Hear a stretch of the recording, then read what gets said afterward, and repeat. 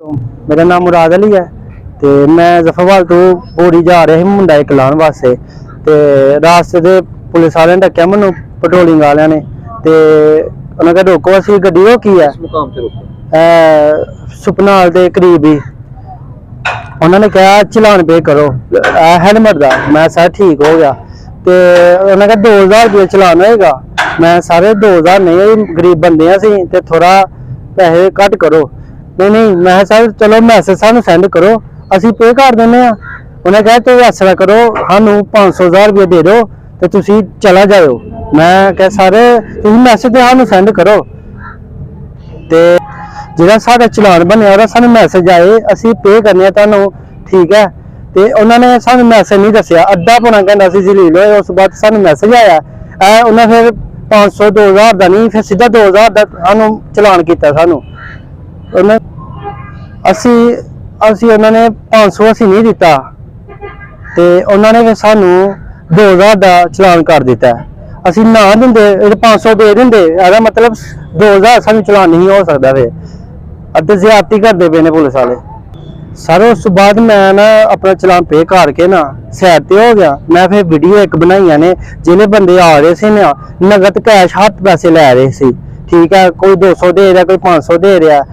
चलान उन्होंने चाहिए कानून के मुताबिक करना चाहिए ऑनलाइन, पर वो नहीं करते, रिश्वत लै रही, हर एक को लै रही। मेरे को वीडियो मौजूद है, सबूत मौजूद है, ठीक है। मैं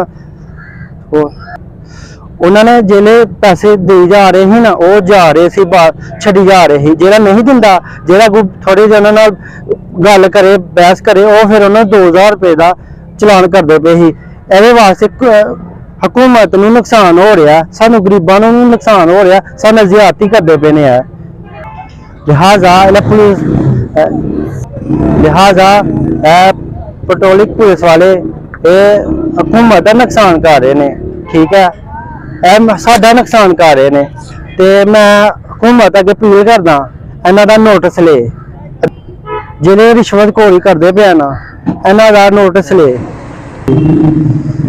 तकरीबन सानू 11:30 बजे रोकिया, ठीक है। जिस टाइम मैं वीडियो बना रहा सी 11 तरीक अज, तो तकरीबन 11:30 बजे सानू उत्थे डक्या सी इन्होंने।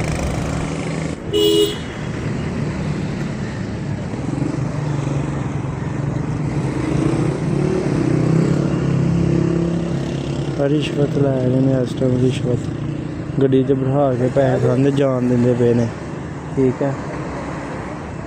मैसेज भी कोई नहीं आता, तो बंदा पैसे हाथ च फड़ा के ना तो जान दे रहे हैं। ये साढ़े पाकिस्तानी पुलिस है। बाकी गरीब बंदा करे तो करे कि चेक करो, बंदा हूँ पैसे देने उन्होंने हत्थी, पैसे हत्थी फड़ान गया तो वो चेक करो दिते ने पैसे उन्हें। तो बाकी यही कानून है।